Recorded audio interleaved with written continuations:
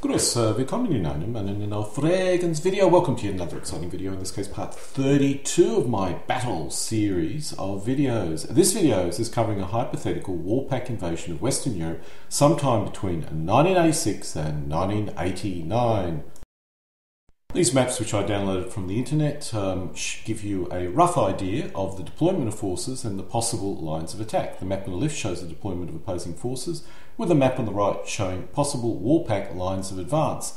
These maps are very basic and do not show much detail, so let's drill down into that all-important detail.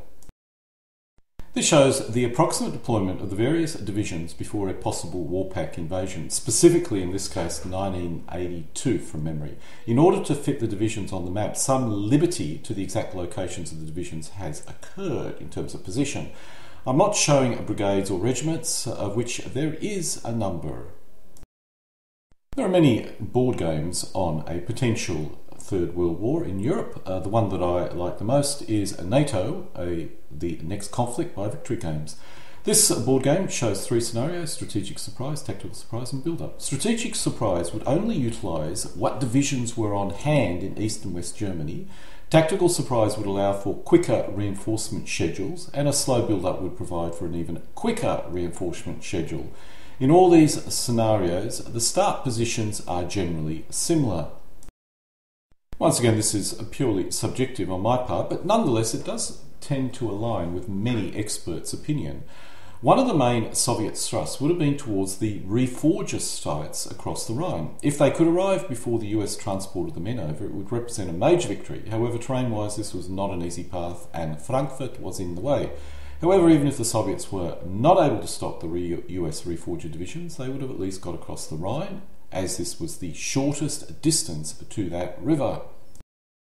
Possibly the next most important thrust would be up the north. Up the north, the Soviets would cut off Denmark so they could secure a path for naval assets into the North Sea, particularly submarines. This would have been supported by airborne and naval assaults on that poor country. Down south, the Soviet thrust would be designed to pin the US forces so they could not drive up north to cut off any advance by the central Soviet forces towards the Rhine and the reforger sites.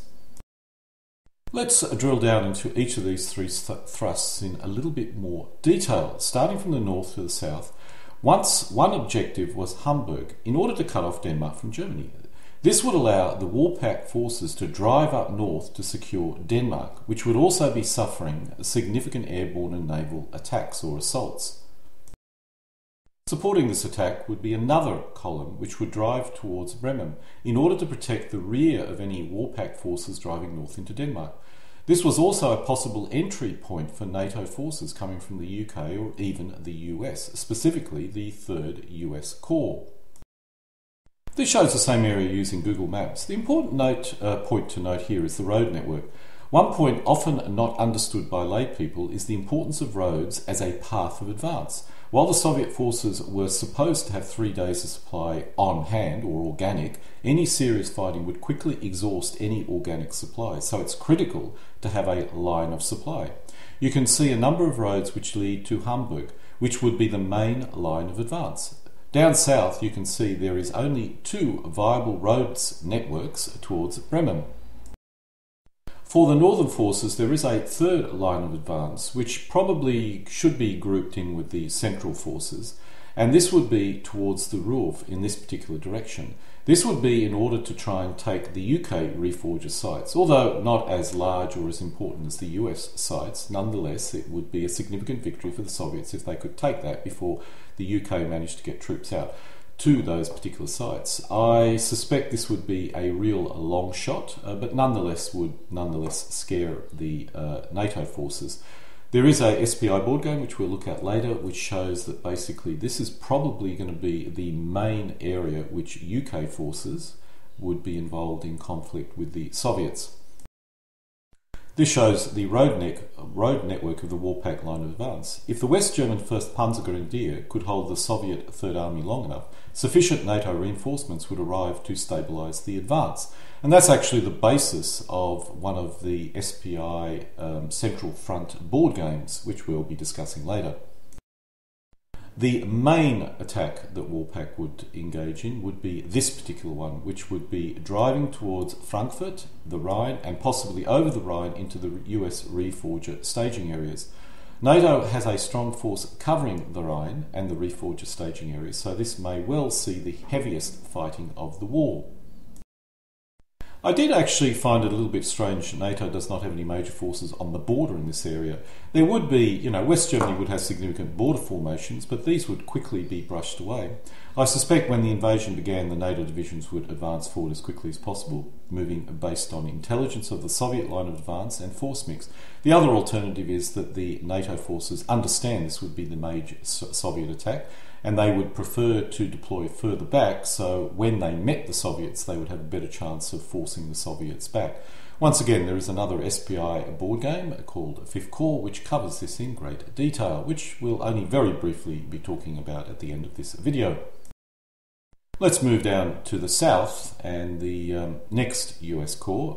There's the Fifth Corps at the top and there's the Seventh Corps at the bottom. The other target in this particular theatre would probably be Würzburg and Nuremberg.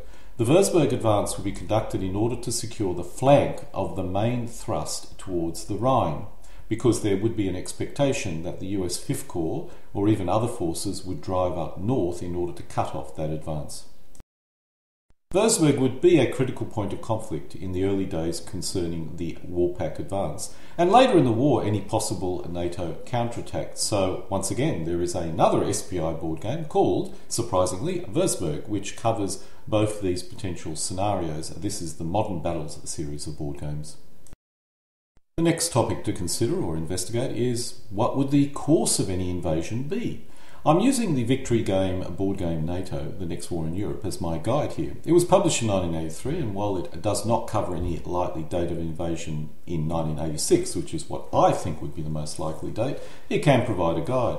In this board game there are three options. Strategic surprise, where the Soviets prepare for their invasion in utmost secrecy and NATO is caught totally unawares. The Soviets use a military exercise as cover for the invasion and achieve a surprise airstrike on NATO air forces on the first day of the war. This is the nightmare scenario, which catches NATO totally unprepared and with its air forces dramatically degraded. This scenario, to put it mildly, does not give NATO much chance, and I personally feel would be highly unlikely. The next scenario is a tactical surprise scenario. This presumes a period of increased hostilities, with the Soviets still preparing for a secret attack, but in this case, NATO goes on a high alert and is ready. When the Soviets strike, they are unable to destroy NATO air power and NATO reinforcements quickly arrive. This is the most likely scenario for a possible war, as it assumes the Soviets launch their attack in order to quell possible unrest at home. The final scenario is a build-up scenario where both sides escalate and prepare for war. Some pretext occurs and the war begins. In this scenario, WARPAC has prepared the most divisions for war and pre-positioned them. This gives WARPAC the largest possible force mix for any invasion, or at least initial invasion. On the other hand, NATO has also built up and prepared their forces, allowing them to deploy most of their forces to the front line very quickly. This is also a possible scenario and may have been the most likely one in 1990 as the USSR attempted to unify the country against increasing unrest. The issue, of course, in that case was the leader of the USSR was not inclined to go down this path. So this would have most likely been the case if, let's say, Gorbachev never became premier. In the example slides which I'll be showing in a moment, I'm going to basically assume a tactical surprise scenario because that's the scenario that I think is most likely. Perhaps some kind of coup in Moscow, military hawks take command and then start escalating or becoming hostile before launching an attack. If we start with the very northernmost frontier, in this scenario the Soviets would probably hit the forward NATO formations and would outnumber them a lot. This probably would also be the case right down the entire front line. Probably they would outnumber the initial NATO forces in the order of 3-1 on day 2 at least, which would not be very good for NATO. The rear NATO divisions would quickly move up by day 3, so as long as the initial attacks were held, the line should have remained reasonably stable. The real problem was just behind, in this case, the 2nd Guards Tank Army, would have been several more divisions from Poland and Soviet forces deployed in Poland. The Soviets would have immediately sent their 2 divisions in Poland and the entire Polish army to assist, which would have forced NATO forces back. The British would have landed an additional division and the West Germans mobilised several homeland defence brigades, but NATO would have still been rather outnumbered. Not shown here are the 15 airborne regiments and 2 marine regiments, which would have landed all over Denmark and almost certainly secured the country, or at least most of it. I really don't know what the results of this would have been, but I feel Denmark would have fallen. But the Soviets would have been held back from any further advances beyond Hamburg. I suspect this general scenario would have followed along the whole line. WARPAC would have been able to advance deep into West Germany, but would have failed to get to the Rhine and got stuck somewhere in between. Of course, the classic wildcard is nuclear and chemical weapons. Once the Soviets were bogged down, the urge to use chemical weapons would have been too great, and NATO would have had little choice but to respond with tactical nuclear weapons. This would have ended in a horrific nuclear stalemate, which I suspect would have not gone strategic, but would have been very ugly nonetheless. Let's look at some board games to see what the designers of those games thought the next war would be like. BAOR was published in 1981, so this represents a period earlier than my 1986, but we can at least still look at the formations, which would have been much the same. This shows the battles which would have occurred in the north for the wide outflanking Soviet thrust, which would have been conducted by the Soviet 3rd Army and 20th Guards Army in the initial wave, with the 5th Guards Army and the 7th Tank Army following up in the second wave. The red line shown here shows the intended Soviet line of attack as they were driving or would be driving towards Belgium. The blue lines shown here represents the lines of defence in front of Hanover, a critical objective the Soviet would need to take. This is at the top of the map, and at the bottom of the map represents the line of defence in front of Kassel, another critical objective the Soviets would need to take. Let's go back to the board game. The dotted line shown here shows the NATO covering forces, about 5 brigades, which are organised into company-sized battle groups, which had as their main objective simply acting as a screen. The 3 solid lines shown here shows the main NATO line, consisting of 2 West German divisions and a British division. Finally, the red arrows you see on the right of the screen shows the entry hexes or locations for the Soviet forces. Finally, the blue arrows on the right of the screen shows the entry point for NATO reinforcement forces, a combination of British and Belgian divisions. Based on this board game, the SPI board game BAOR, this represents the baseline force mixes for each side. There are a number of sub-option scenarios within the board game which varies the force mix on each side, depending on the type of Soviet attack.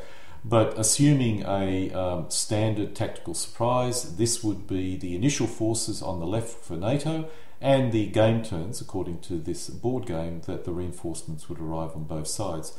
This actually represents a significantly large conflict. The Central Front series of board games, which BAOR comes from, have 2 more games, 5th Corps, shown here, which covers the Soviet drive to Frankfurt. And further down south, the last game in the series is Hofgap, which covers the Soviet drive to Nuremberg. All 3 maps can join together to create a monster game, totally unplayable and impossible to place on any normal sized table, but if you can find a table large enough to set it all up, it can look very impressive. I set this up once, but lacked the energy to actually play a game. Based on my own personal subjective opinion, I suspect any WARPAC invasion would have bogged down in Germany. The numeric superiority of the WARPAC forces would on the surface indicate they would easily roll across all of Western Europe, but I suspect factors such as training, morale, troop doctrine, quality and doctrine would have thrown a serious spanner in the gears of any invasion, and I actually believe that Soviet high command, particularly political command, understood this very well. And so we come to an end of my part 32 of my military history series of videos covering a hypothetical WARPAC invasion of Western Europe in the late 1980s, sometime between 1986 to 1989. I certainly hope you enjoyed this rather hypothetical video. Luckily, it never occurred, so I can never confirm if my subjective opinion is correct or not. Alle guten Dingen, kommen zu einem Ende.